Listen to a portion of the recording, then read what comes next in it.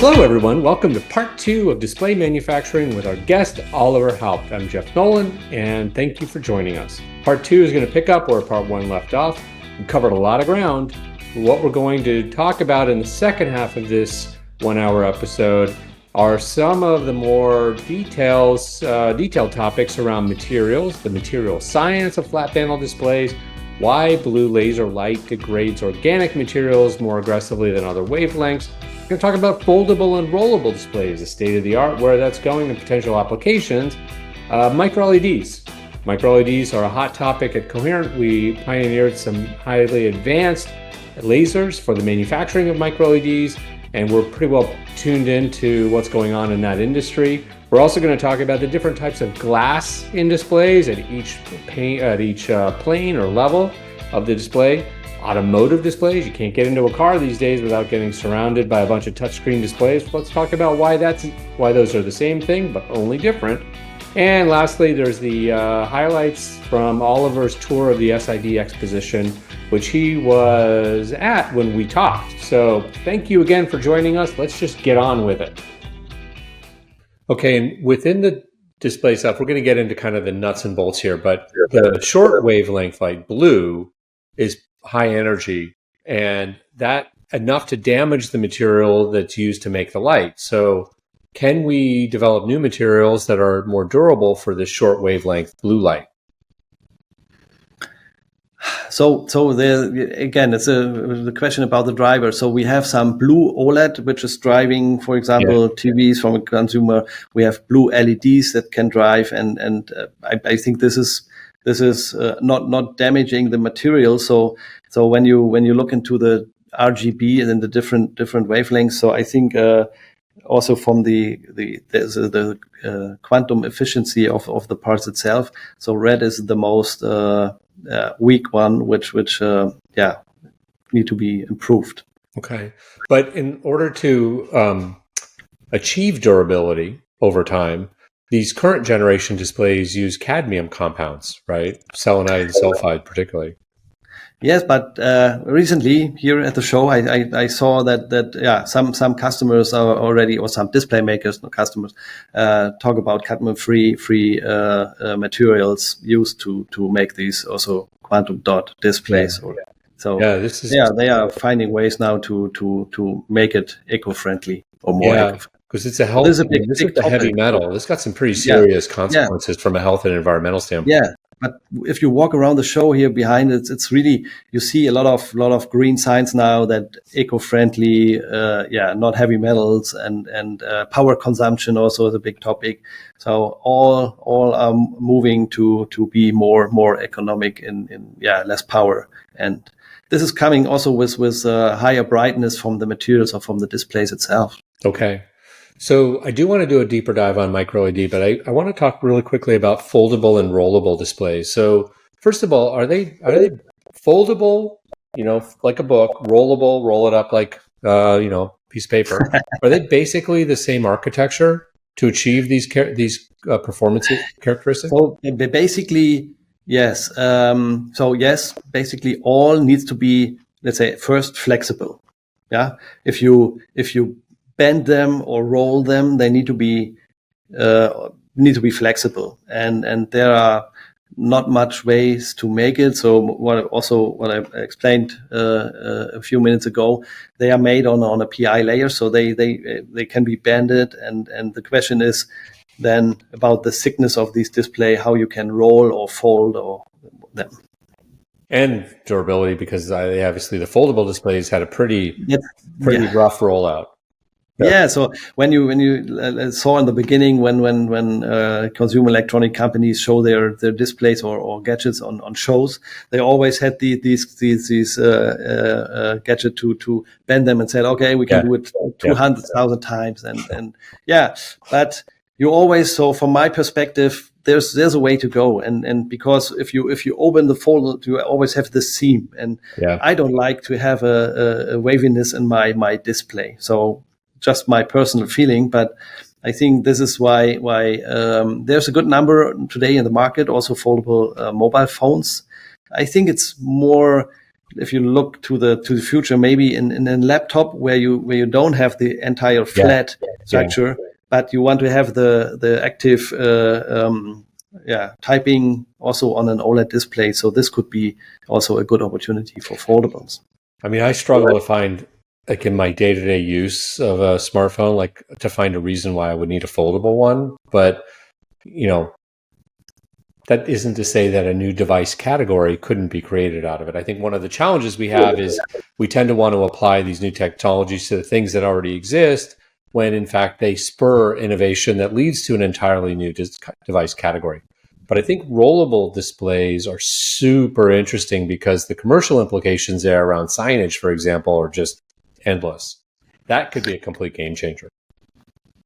Yes, on the one hand, yes. So there are some rollable TVs already at least announced to the market, but there are also recent news that will be discontinued from some companies. So the question is where it's really needed. And here at the show also I see a lot of rollable displays, but they are also more the let's say mid-size, maybe in a car where you don't need a display shown. So if you can push a button and it can be go away. So this is a way what I see more for these devices, the rollables. God, this is a total flashback. I must have been maybe like 15 years ago. There was a flexible display company I think it was called Paper, and they were going after commercial signage, like retail signage. They didn't survive, but I mean, it was a cool concept and made a lot of sense, but probably ahead of its time. So let's talk about micro LED now. Yeah, great. So this topic's been kicking around for more than a few years, and there's a lot of people are skeptical of it because it's been talked about for so long. So the working theory, for a long time was that it would be used for very large displays because you could just Lego block these things together and make huge displays. And then of course, Apple came out and talked about a very small display. And meanwhile, OLED and LCD technologies have not been sitting still. They're continuing to evolve. So what is micro LED really optimal for? Yeah, great question, and it's we see that other technologies like OLED, what you said, it's a moving target. So for the watch now, you can get a very bright display for reasonable cost. So it's the micro LEDs, in my perspective, the way to make them so the individual pixel can be smaller than the one from the efficiency like for the OLED. So you will have some space between the perfect black. So give you more brilliance, and it offer you also the space for integrated sensors and other opportunities. So there are so the main advantages, my perspective, are the small size capability, the durability. So they are not organic. So it's when you talk about cars, for example, car displays, what we see here also at the show a lot. They are more durable than called the OLED, where they make these extra work to do this hybrid OLED to make them more durable. So yes, there are several of advantages. Okay, so if I look at so micro LED still relies on crystalline inorganic semiconductor material, but the processing is very different with micro LED, right? The processing of that material.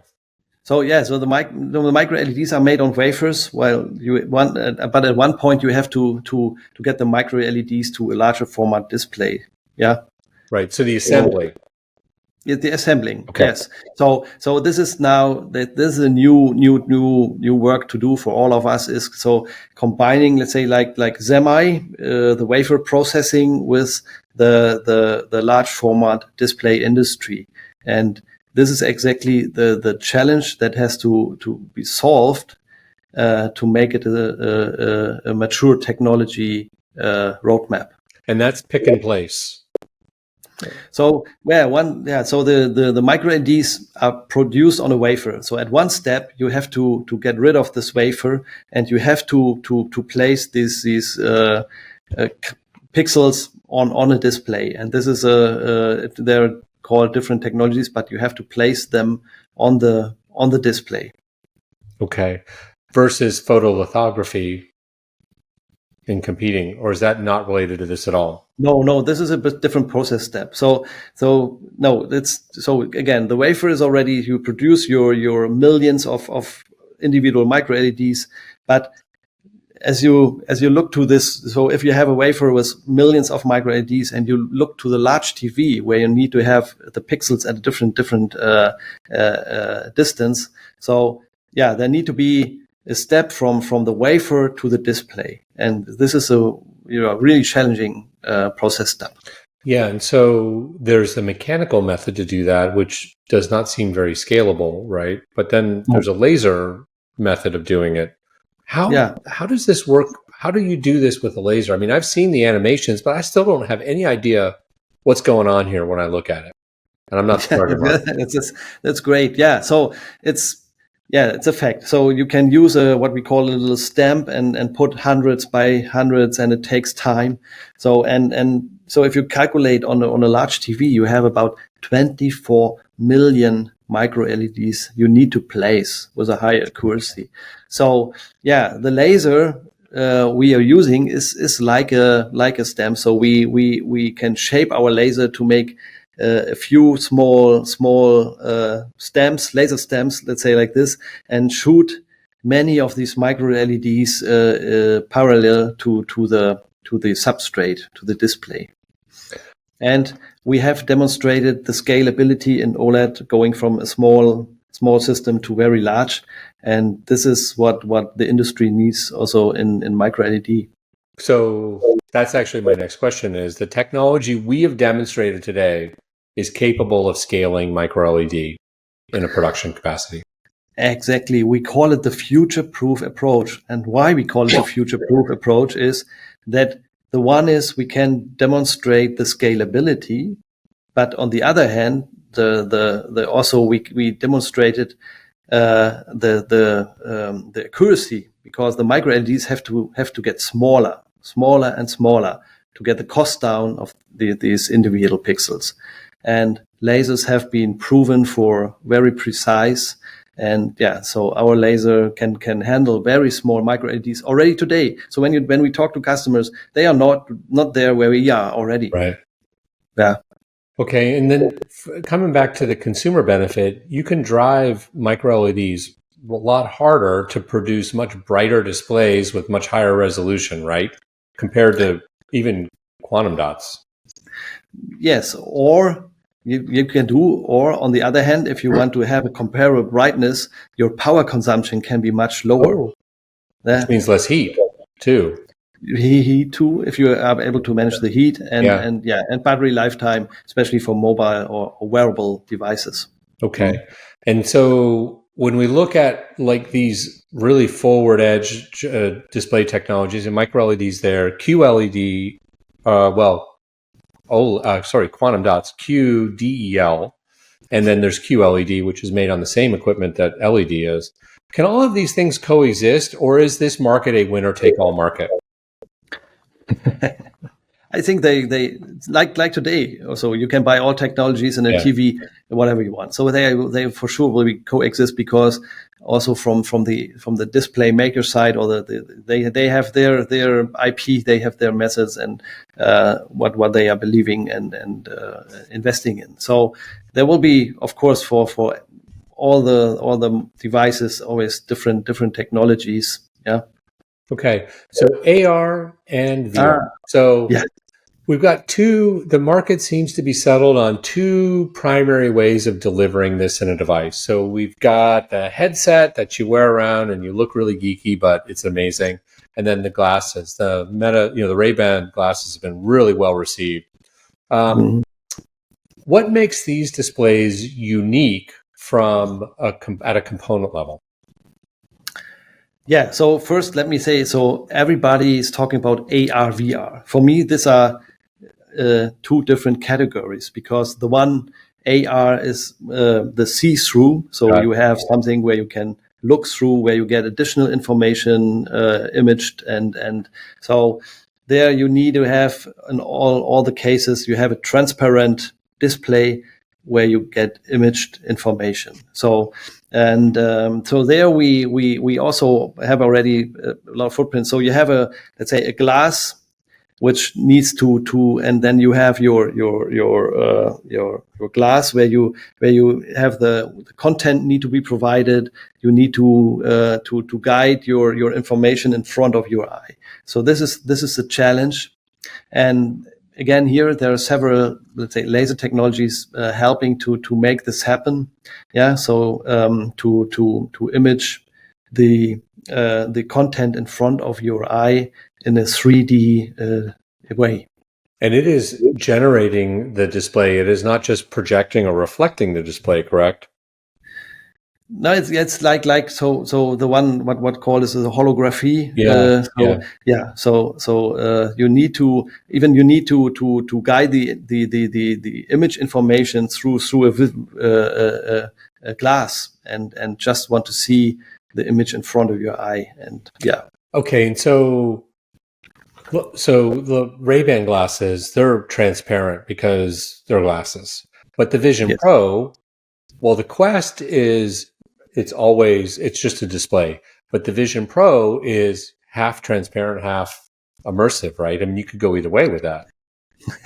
So this is an interesting thing. So again, they made a good commercial about this. So when you're not exactly know how this gadget is built, like it seems to be a look through because you can image or you see the eyes when you're standing in front of somebody who has this, but it's only a display. So this is a trick. Yeah. So it's we call it the VR. So it's you have some displays in front of your eye, and they used a third display to image your eyes to the person staying next to you. So when you think it's being transparent, what you're really doing is it's projecting a camera image. Yeah, that was the big wow effect for me. Also, I just said adding a third. Yeah, it's a wow. That's. There's only one company can do it or will do it for me. I mean, I know that they've pulled back estimates on that, and there's a lot of debate about the future of this, but it pushes a state of the art, which then ends up trickling down to other products in ways we never expected. So I get pretty excited about it. Yes. But let me explain one thing, because it's a perfect gadget to explain display technologies. Because you have this outside display, which is an OLED display, because it's also bendable. Yeah. And this is a normal, let's say, resolution display we almost can find at the smartphone. But the displays inside, they are very close to your eye, so they have to be very, very high resolution displays.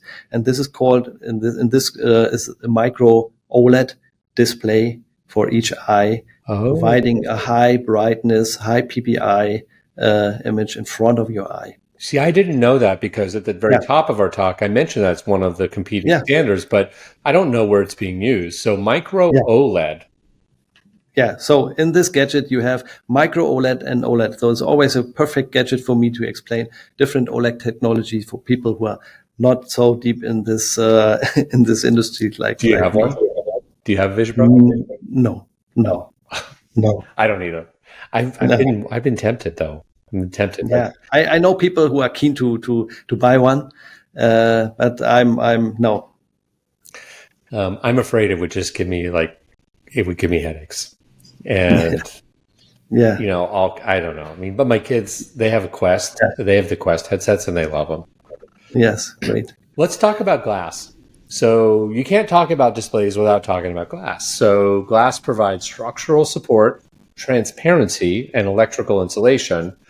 It's layers, right? There's the cover, the touch sensor, the barrier, encapsulation backplane for OLED. LCD has a front plane and a back plane. So basically the same layered approach, different, right? So micro LED, same thing, is relying on glass. QDLs are relying on glass. It's a substrate of choice, right?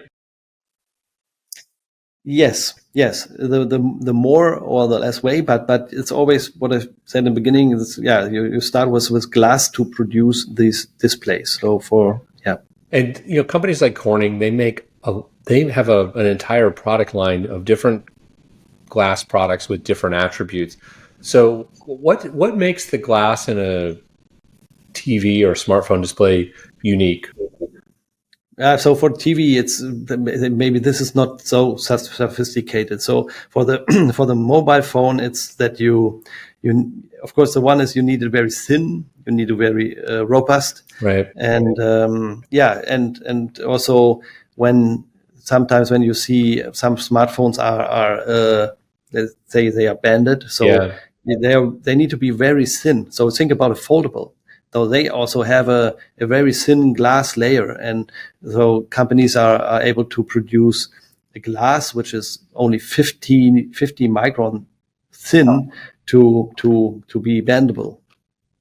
This is a special feature. So, but glass by itself, it also has some environmental impact because you have to use pretty strong chemical washes and high temperature to treat it, right? So there are consequences of that. And the simple fact is that it doesn't matter how advanced it is, I'm still seem to be breaking the glass on my smartphone. Are we ever going to get to a point where glass isn't breakable, or is that just unrealistic? No, it's this is also a good question. So again, so the glass itself is usually very, very robust. So where do your glass breaks from? Not from the middle. It's Edges. always breaking from the edges. Yeah. So, and we spend also a lot of effort and so the better the edge quality, the higher is the strength of the glass. So this is why we are also engaged with laser processes to make it more robust. But at the end, so at the end, there's a chance that of course breaks when it falls to the edges. So they can be chemical hardened, but it's always the edge of the glass which starts making the headache. I didn't realize it until you said it, but it's true. And like the one that I have right now, it's broken up here at the top. Same thing. Yes, it broke on the edge. Yeah, it will never break in the middle. Otherwise, I didn't even realize that. Yeah. All right, so let's talk about glass from a different angle. Thermal expansion. So you've got this sandwich that makes a display, all these different materials, and they have treated with heat, right? So the thermal coefficient needs to be in the same range with all the other materials, or you're going to break a lot of it when you're in manufacturing, right? Somehow yes, but so the thermal expansion coefficient, so all the materials are, let's say, used make it happen. So this is I think this is not a big issue today. So okay, well, it's more about turning out you need high transparency glass. You need to add some conductive layers or something like this. So this is not an issue. Do you think we're ever going to have a display that doesn't get washed out in direct sunlight? I live in South Florida. You know how hard it is to look at my phone in the middle of the day? So we have to wait a little more for about the micro LED to make it more brightness. Micro LED is the answer. All right. I want to talk about a couple of industry things before we wrap up here. And let's start with automotive. And I'm not going to go deep on this, but I don't think anybody who's shopped for a new car in the last couple of years hasn't seen the explosion of displays inside of a car, right? Yes. Are these displays technically similar or architecturally similar to the displays that we're experiencing in our home in our hand? Are they the same thing, or are they unique for autos? Basically, yes. And so you see, for example, more OLED displays coming into cars because of the attributes of the brightness of the color, and you want to get more information. So we claimed already a few years ago. So the automotive industry is using from a transportation to an information gadget, let's say, and so there's really exciting to see, and even here at the display show, you see a lot of displays around in the car or for the car. Transparent ones, bendable, so they are more suitable now for integrated and not being an iPad on top or whatever. So this is great, and from the market view, so we know that every year there are sold 80 million cars. But when we started the car industry, we had just one display. Yeah. Now we are moving to a center, a third, maybe also the rear mirrors, and so there are up to today to five displays. So the total market in units is to already about 200 million. So more than twice the number of cars today. Wow. And they're all the same suppliers. Now they are, of course, different. So a lot is also these let's say older LCD technology today. They can also make brightness, but when you are more integrated, it goes to OLED. And there are a couple of course, everybody is looking into additional markets from the display side. So there are a few companies leading today already, because the car, hopefully you will also buy one for the next 10 years. So you need also durable displays. And this needs also special technologies to make them living a little longer. Yeah, durability, because environmental conditions. You don't, with your phone, if you leave your phone on your dash and it gets too hot and it says, "Oh, I'm shutting down," well, you can just remove it, right? But in a car, if you're sitting in a car in Arizona and the inside of the car is now 130 degrees, it still has to work. Exactly. So the conditions for car manufacturers are always like from minus 40 to plus 100 degrees. And the display. So you want to see the speed you drive in every or any condition. And these are the special requirements for car displays. Yeah. Yeah. Okay. So let's go to the other direction. In my home, like I'm sure a lot of people, or just in day-to-day life, there's a ton of like these devices that have small, maybe watch size displays or larger, but they're not backlit. They're not particularly high resolution because they're not, it's a necessary interface, but it's not the primary selling feature of that device. And we see this big trend around consumer devices and IoT being outfitted with displays. Will we see a generation of display designed for home appliances that is both high resolution, lit, and color without consuming a lot of power?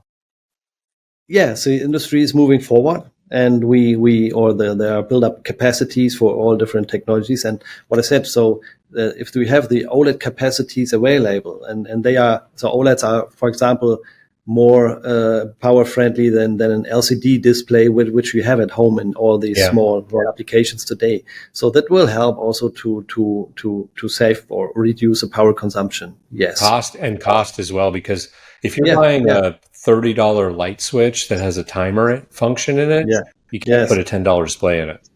No, exactly. Yeah. But capacities and are built up and can be used for these kind of application as well. Okay, so let's wrap it up because we've gone almost a full hour here. You've been at the SID, right? It's the event. Yes. Yep. Yes, it's what's the most exciting stuff you've seen while you were there? Oh wow! Not only one. So it's you see a lot of screens, large TV sizes with different technologies. All the display manufacturers are here from Korea, from China, from Taiwan. So these are the main countries delivering. So it's really exciting. And you see a lot of different car displays and solutions, and also then monitors and gaming monitors. And this is let's say the mid-size displays.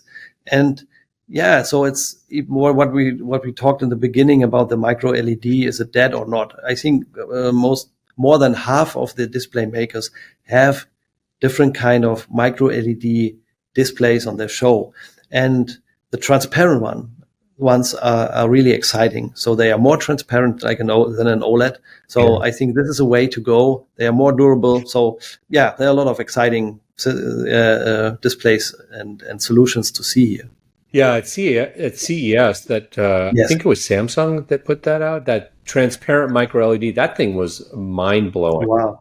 Yeah, you can see here from other companies now as well. And it's a really, really nice and bright information display you can look through. And this is also one application where I see a growth and cool market pickup.